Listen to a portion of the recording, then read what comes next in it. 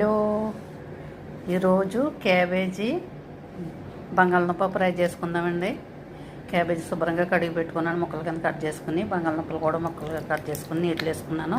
ఇప్పుడు ఫ్రై చేసుకుందాం. స్టవ్ వెలిగించి సట్టి పెట్టుకుని నూనె వేసుకుందామండి. కొద్దిగా నూనె ఎక్కిందండి, నూనె వేడెక్కింది. శనగపప్పు వేసుకుందాం. ఇప్పుడు జీలకర్ర ఆవాలు వేసుకుందాం. తాలింపు గింజలు వేగాయండి. మెత్తగా దంచి పెట్టుకుందాం. వెల్లుల్లిపాయ వేసుకుందాం. ఇప్పుడు కరివేపాకు. తాలింపు బాగా వేగిందండి. ఇప్పుడు క్యాబేజీ ముక్కలు వేసుకుందాం.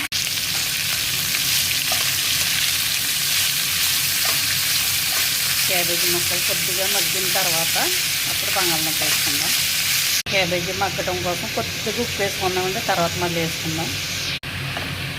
నెమ్మలుగా తిప్పుకుంటూ చిన్న మంట మీద ఫ్రై చేసుకుందాం. ఇంకా కొంచెం మగ్గాలి. అప్పుడు బంగాళదుంపలు వేసుకుందాం. క్యాబేజీ ముక్కలు బాగా మగ్గాయి. ఇప్పుడు బంగాళదుంపలు వేసుకుందాం.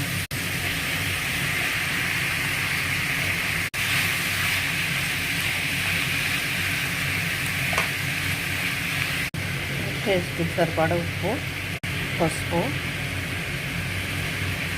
1 టీ స్పూన్ కారం.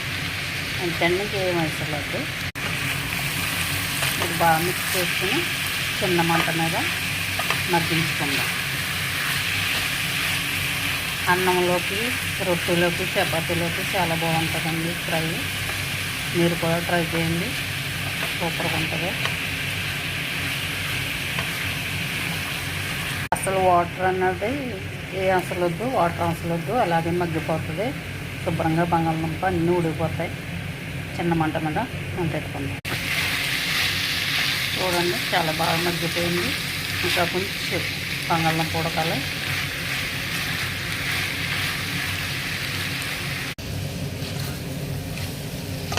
బంగాళదుంప క్యాబేజీ ఫ్రై రెడీ అయిపోయింది. ఉప్పు చూసుకుని కొద్దిగా ఉప్పు వేసుకుని, నాకు కొద్దిగా ఉప్పు సరిపోలేదండి, ఉప్పు వేసుకుంటాను. కొద్దిగా ఉప్పు వేసుకుందాం. ముందు తక్కువగానే ఉప్పు వేసుకోవాలి. ఎక్కువైతే తీయలేము, కానీ తక్కువైతే వేసుకోవచ్చు కదా. అందుకే కొద్దిగా సరిపోలేదు, మళ్ళీ వేసుకున్నాను. క్యాబేజీ బంగాళదుంప ఫ్రై రెడీ అయిపోయిందని చూడండి. బంగాళదుంప ఎంచక్క మెత్తగా ఉడికిపోయింది. కాలిపోయిందండి బాబు, నాకు రెడీ అయిపోయింది. గ్యాస్ బంద్ చేసుకుందాం.